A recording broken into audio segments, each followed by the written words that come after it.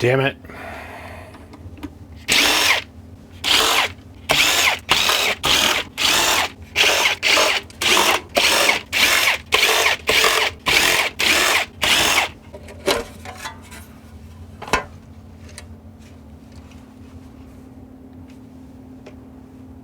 Son of a bitch. I like working with this guy. He's pretty chill. All right, so let's take a quick look for here. Hello, 1 2 1 2.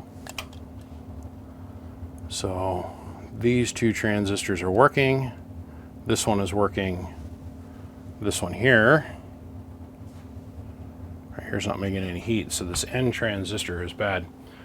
So this is the ALS 500 that I put all the work into, and I stripped all the way down, took completely apart, tested everything in it, and then put it all back together, went over every solder joint.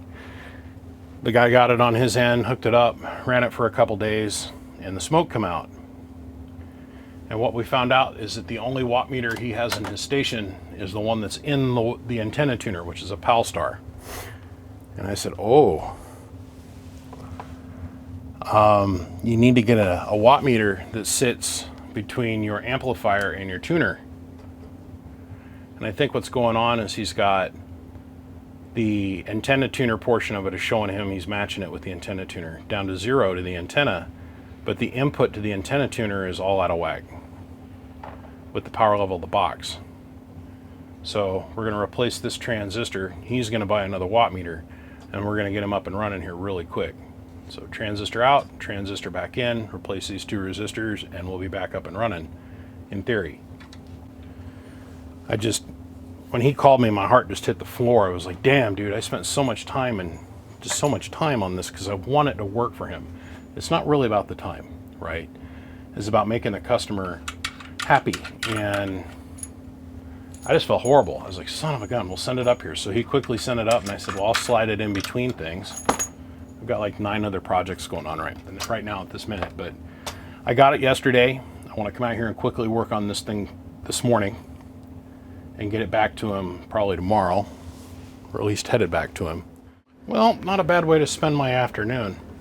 So the first thing I did is I came in and I pulled this transistor out, okay, and pulled the one that was paired with it, this one. Took it out, measured the gain of that one, which was 52, which I thought was very odd, 52. And grabbed another transistor that had the gain of 52, put them back in here, put it all back together, went to go run it, and our output combiners are heating up. Oh, we have imbalance. So went ahead, pulled the 2 transistors out again, and the one that I put in here is a known good. It's known to be good. So I thought, interesting. I went ahead and I pulled the whole board up, examined the whole board, checked all the cap values on everything, put everything back together, and instead of risking it, I left this one sitting aside. That's the one that went bad. Grabbed 2 new transistors that were of equal gain in the 50s, slapped them in here, and the end result's pretty straightforward. 1,000 watt slug in peak, or pardon me, 1,000 average, 5 watt slug in reverse back from the bird, 10,000 watt dummy load, 1,000 watt slug in average, 1,000 watt slug in peak. So we are on 80 meters at 01111. Okay, I have the camera set up like this for a reason. FLIR's looking at the output combiners with no air on them. We have our voltmeter, amp gauge, watt meter, and we're using our ICOM 7300. It's on 80 meters, right? Oh, the other thing is I had to clean my workspace over here. I was getting too many case screws and stuff I can't work in a pig pen. I can't. So, okay. 100 watts worth of drive. We're on 80 meters lower sideband. At 012, 700 watts. No imbalance in the resistors. At 0111111. So everything's working just the way it should. I am tickled. It's an easy peasy, easy fix. Yeah. I feel very confident that this thing's going to go work for him again. I hope and I pray quietly, as I bark at the moon, that he buys a watt meter that he can attach to to the back of his amp so he can see what his input reflect is like going into his Palstar antenna tuner. But is what it is. Needless to say, I mean, I'm telling you, when I would run the thing before, these were getting up to 130, 150 degrees like that. So there's something internally wrong with this transistor, even though it shows that it's got a good HFE gain. Hello, 1111111111111. Hello, 1111111111111111111. There's no weird harmonics coming out of the amp. Everything's perfect. If there's any kind of imbalance between board A and board B on pallet A, it shows up here in the output resistors, and we're just not seeing the heat. So on that note, let's put the lid on it and let's wrap this up.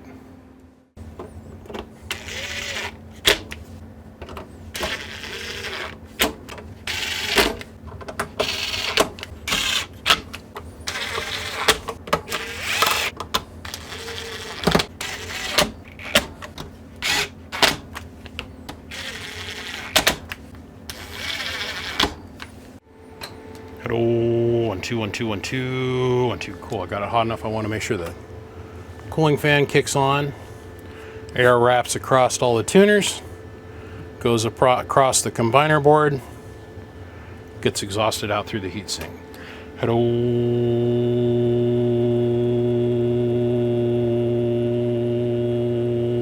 111. Hello, 111. Hello, 111. Well, Fred, me and Kevin got up this morning and we went out and we went down and we got the coon dogs out. We went off in the backwoods with our tea and tobacco, and we got our shotguns out. And man, didn't you know we ended up drinking too much beer on the back end of the Chevy today, and we fell down. We stubbed our toe. Yes, sir, we did. We stubbed our toe. Got our toe stubbed. Had to put a Band-Aid on our big toe. Me and Kevin had a good afternoon drinking beer all day long. Yes, sir, yes, we did. The really hard part was figuring out who was going to drive us up out of there. Now, I don't know who's going to drive us up out of there. So I called my daughter. My daughter told me I better get myself an Uber because I don't want to be getting no DUI with my stubbed toe back on them country roads. So I called and got myself an Uber. Did you know all these years we didn't have to worry about getting a DUI? I didn't know that you could get a thing called the Uber. The Oobla Doobler. That person pulled right up there. I slid up inside. It was a Prius. One of them fancy high dollar Priuses. And they took us straight home.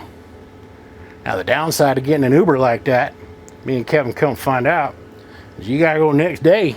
You gotta know that next day you gotta get an Uber again to go back and get your vehicle where you left it at. But it's better than getting that one of them DUIs, because them DUIs are bad. But we had fun. We hung out with the dogs all day long. We drank some beer on the back of the tailgate of the Chevy. And the moral of the story is we can key this thing down and we can talk on it for a little bit. And we don't have any imbalance issues. And we don't have anything to where it's burning up. Because it would have burned up by now if there was something else going wrong with it. That was the whole point behind this whole story. And this whole tyrant right here. This whole montage of talking. Look. I want the owner of this amplifier to have some confidence in it. Think and see how long I've been talking now compared to what your normal QSO is. If there was a problem, it would have presented itself by now. This is where you are in a conversation. You normally unkey and you're listening to somebody else tell you your story on the net or to the group or to your buddy telling you about how their day went. The point is, I know the customer is in the position where he's kind of like, wait a minute, what happened? I'm in the position where I'm like, wait a minute, what happened? I don't trust that transistor. That one there. That one's dead. I don't trust that transistor. It's probably going to go in the garbage. It took 2 transistors to make it right. What caused the transistors to go bad? I don't know. That's the reason why I took all the time and I took the thing apart. And I made sure that I checked every cap. I checked every wire winding on the backside because it was the same set of transistors that blew up last time. We're back here. Well, actually, it wiped out all the transistors, but I wanted to build faith in the amp myself, right? So at the end of the day, the moral of the story is I want to say thank you to our friends over at Penna Lab for allowing all my ham radio friends and all my CB radio friends to be able to go to them and put in the promo code of BBI. With the promo code of BBI, you'll save yourself 5% on your sales and shipping. I want to throw a shout out to Excess Power for being a longtime supporter of the channel and allowing us to have access to high quality LTO Ying Long batteries. Throw a big shout out to our friends over at Siglin. Allow us to have high-end test equipment that is at an affordable price, and it's at a benchmark standard that everybody else recognizes. I want to thank our friends over at MechMan for allowing us to have small case re-engineered GM alternators that allow us to get up to 300 amps, 400 amps, and 500 amps on a surge. I want to thank our friends over at Bird for letting us have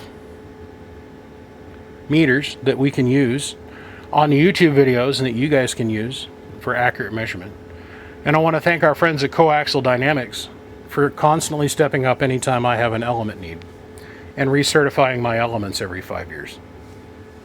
Gentlemen, on that note, I want to say I appreciate every single one of you, and I want to thank every single one of you for being here and being with me today, following along, being with me on the YouTube videos. Give me a thumbs up and give me a little bit of comments. I appreciate every single one of you guys. And on that note, I say, peace out. I'm out, bitches.